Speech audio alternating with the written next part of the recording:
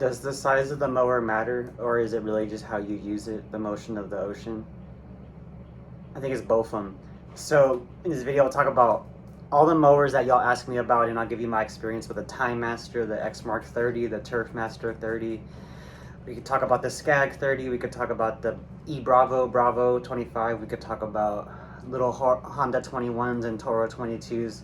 It's another year, so let's just go over all these mower updates. So a lot of y'all ask me about the Toro TimeMaster 30, the plastic one. I think it's $1,300 from Home Depot and Lowe's, perhaps. What I recommend, what do I think about that one? I bought one 3-4 years ago. It lasted me 2-3 months of 4 to 5 times per week usage. It worked awesome. I loved it. It's like a lighter version of my Exmark 30, but it feels almost like it's just as powerful, but it's not. But it was so good for the weight and for the price, because it's maybe $1,300, I'm not sure. Then the Exmark 30 now is around $26, give or take, so it's almost half the price.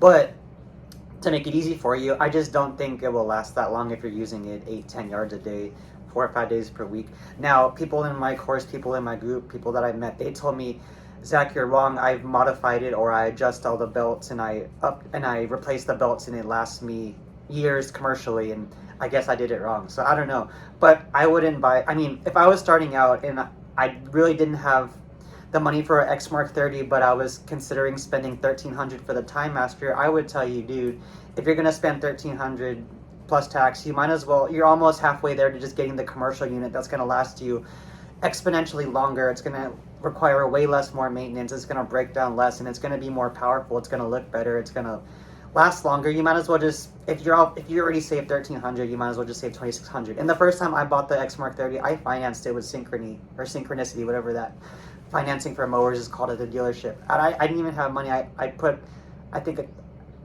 my mom helped me put a little bit down, like $500 or $1,000 down, and then I financed the rest because she just wanted me to get my skin in the game to actually put money down. So I was young, and I was like, okay, I don't give a fuck. The payment's $150 a month. I make that in an hour and a half or 1 hour. So that's what I thought when I bought my mower. And as far as the TimeMaster 30, I think it's cool. If you were gonna buy it, I think, and this is a tip I would give you, is all these tools that I buy, I used to get attached to them, and then if I bought the wrong one, I'd be like, damn it, I bought the wrong tool. Then my mom would be like, you're wasting money. But in my opinion, it's the best part of this is you get to buy tools, have fun with them, and you're not going to like all of them. The only reason that I found my perfect setup with my trimmer, mower, and blowers, because I had a bunch of different tools. I had bigger trimmers and smaller trimmers. I had bigger mowers and smaller mowers until I found my sweet spot for the yards that I have. I don't think there's one best mower. I think you might have a best one for your setup, but it's not like a universal answer, right? So the TimeMaster 30, do I recommend it? I'm going to rate everything from this to this to this. I'm going to give it a right here. I think if you buy it, keep good care of it.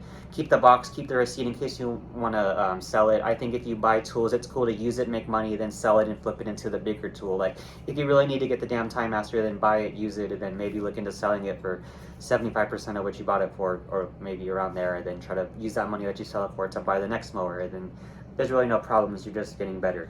So that's a TimeMaster 30. Put it right there. The Exmark 30. A lot of y'all call it heavy. Dude, I'm 140. I'm hella light right now because I'm working. And I'm 5'8", 140. And this Exmark 30 is not heavy to me. So I don't know what y'all are talking about. Maybe it's just because I work out and I'm a freaking lame beefcake, but if the Exmark 30 is heavy to you, realize also I have the older S series model. They have a newer version called the X series, like X, like Excision.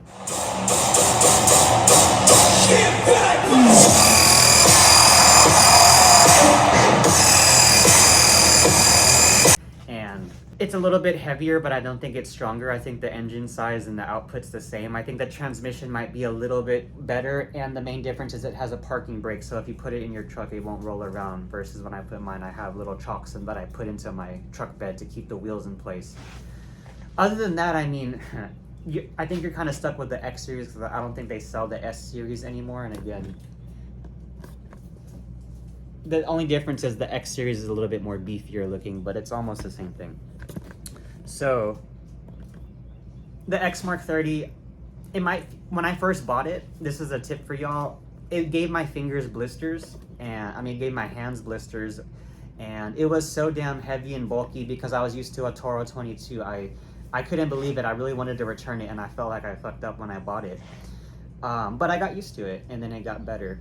And then a couple years later, I bought the X series because I just was thinking it's the only other mower I could use that's a little bit better. So I bought it, and then I took it to my first yard, and I felt like it wasn't that much more powerful. It was getting clogged on little, barely overgrown yards, and I was like, damn. And then I just sat there and I thought about it. I went back to my dealer the next day. I cleaned it really well, and I asked him if I could return it. And he said, yeah, and I was just like, okay, that's cool. So I went back to my S series, and the guy was cool, and I appreciate that. And I bought mowers before that and after at his dealership, so that's how I was able to swing that. And yeah, if the Exmark 30 is my current favorite mower, if you're thinking, should I get the Toro or the Exmark? The answer is just get the one with better dealer support next to you, meaning get the one that the dealer closer to you that you like to go to has. So if you really want an Exmark, but your favorite dealer only has Toros, just get the damn Toro 30.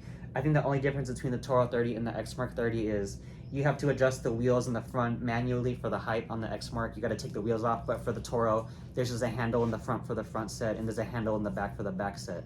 So the only difference is that doesn't even matter is the freaking way you change the wheels, and it's better for the Turfmaster. But I have an Exmark. So the Exmark 30, it gets clogged sometimes. You got to know how to use it. The discharge is on the right side, and it's an infinity shape. So you got to know the patterns. You got to know how much of the yard you're cutting into. You got to know if you're shooting it left or the right side, and are you going clockwise or counterclockwise when you're spinning all the debris towards the piles you're mowing or away from the piles, right? And then half the time I got to do a double cut just to make it look pretty. But I love this mower. I've had a walk behind 36. I've had the 22-inch Toro and the 21, and it's just my perfect sweet spot. In the future, would I be down to get a zero turn? Hell yeah. If I had more space and give me a little bit more time, let me get my baby set up and stuff, I'll probably have for fun a standard soon, like a 32, like a Gravely or something. But I don't need it right now, and it's not important. My yards are still tiny, and I still have a bunch of new customers that this mower can't even fit into the back on weed whack in the backyard because it's like little 60, 65 yards that have a tiny 28-inch looking gate. It's so crazy. But that's the Turfmaster and the Exmark 30. My rating, I give you like 4 of those. I'm sitting on a freaking, I almost got a concussion. My dog's right here too. Shout out to my dog. It's 6:30 in the morning and she's filming with me. So that's the second, is the Exmark and the damn Toro. Now, the mower that I started off with was the Toro 22-inch Super Recycler, and also I had a Honda 21-inch. They're both cool. I like the Toro 22-inch bigger. The 1-inch makes a difference. And it has a discharge. The Honda 21 is cool because it has 2 blades instead of 1, so it mulches better, but it does not have a discharge, and the handle is low to me, and I'm only 5'8", so I didn't like that. I like the Toro 22. I built my business with the Toro 22 for 3 years straight. I just picked it up and put it in my fucking truck bed. I didn't even know about ramps. I didn't even think about it. I did some big yards. I did half acres with it. I did quarter acres. I drove 45 minutes away in the beginning. I wasn't picky because I didn't have confidence or balls or money. So I would drive far away. I would use my little mower. I'd do gigantic yards that you guys would never even imagine. And it got me started. And I still have that mower to this day. I'll use it as a backup if this Exmark has to go to the shop, which is rare. And do I recommend a Toro 22 recycler? Yes. I have the red one. I think they make black ones now, and they're also more expensive. You can go on Craigslist OfferUp and get the old school ones that I have for $150, $200. Again, I have the 22-inch Super Recycler, personal pace smart stow, the one that folds if you care.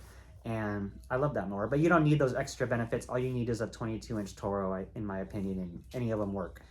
You shouldn't have to spend more than $250 used, or maybe $500 new, $400 new, $300 also new. I don't know. So another mower we could talk about is this Scag 30, the push behind, I think it's called RCF. I never touched one. I mean, I've touched one, but I've never seen them. All the people that I've worked with said it was heavy and bulky. A very small portion of y'all said it was amazing, but from even the dealer that I had said it was a piece of junk and he doesn't like it and he's not selling them. So for the Scag 30, I wouldn't recommend it, but I don't know. So for the review, I have to go between here and here. You tell me if the Scag 30 is cool. It looks like a jet engine and it looks like fighter jet steel. And for 30 inches, my Exmark 30, I don't know. Maybe it's stronger, but I haven't heard that good of feedback. It's the first time they made them, so usually the prototype Guinea Rabbit needs time, which is okay. But the Exmark 30's been around longer, and I think it's better, so that's that. There's a brand called Ybravo, silent W, or Y, and my friend wants to get one. I think they sell them here in Texas and Oklahoma. It's a 25-inch push mower. I've never really seen one, but I would look into it if I was you. If you're looking for a small to medium push mower and you don't want a 30, but you don't want a 22, it's called Ybravo. 25-inch mowers, I think they're a little over $1,000, and something to just note, I think they're cool, but I haven't been able to get my hands on one. Zero turns and standards, I mean, like I said, maybe in the future, my favorite brands, Exmark, Scag probably. I don't have that many Ferrises near me. I don't have that many Cub Cadets near me. There are some bad boys. There's some hustlers. I'd probably get a Gravely 32-inch Pro Stance, or maybe a World Lawn because they have Kawasaki's and my dealer has them, but I don't know if I'd want the World Lawn. But I know that, I forgot who the prior company that used to make them. But I think they're building them in America now, like in Oklahoma or something. I could be wrong. But probably a Gravely in the future. And then either a truck ramp, the ramp rack for the truck bed, or maybe I have a 5x8 trailer, I just don't use it a lot right now. And yeah, I think that's all the mowers. My advice for you is just get your hands on any mower. I borrowed my parents' old ass Toro, and then I used it, and then I made money, and then I was able to get my first little better Toro, the personal pace. So then everything was just flipped up. I never sweated equipment. I just used what I had. You can make a badass yard with some shitty equipment. It just might take longer. And if you have the bent shaft trimmer versus the straight shaft, you might have to bend down and take longer. But if you, because you're watching this video, you know all this shit that you can get in the future. So it might mess with you. But when I started, I didn't know all this stuff. I just thought every tool I had was the best tool ever. So YouTube is like a double-edged sword, and that's why I kind of go back and forth with it, because I feel like it's not needed, and I didn't really use it a lot on my journey, but I guess that doesn't matter because now we're here, and now I just try to help. But realize you don't need nothing. You're already rich and wealthy and happy and alive and lucky, and if you're watching this, you obviously are in a decent spot to make shit happen, and I think you're already a winner. And if you want to be a business owner, you already are. Just because you have customers or not doesn't mean that you're good or not. Just like if you make a painting and you put it out, it doesn't mean that it's good or bad. It doesn't matter what people say. You put the artwork out, it's done, it's completed, and if people want it, they can come get it. And if they're not coming to you, maybe you just need to change your approach. There's nothing wrong with it. It's just like, it takes time, and people want it quick, and our attention spans are fooked right now because of all these apps. Even my attention span's kind of messed up. I feel like maybe that's why I can't film. But I'm punching that shit in the face, and I'm trying to film, so. All right, 12-minute video, let's go. I gotta work. Peace. Damn. It was dark earlier, now it's like purple. I gotta let my chickens outside. Let's go. Let's go. Hello.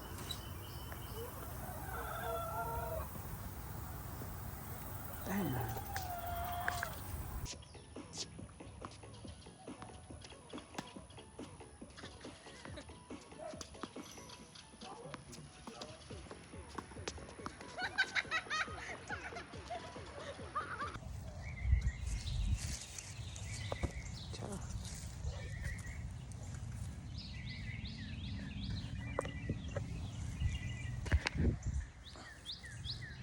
Hey, good job.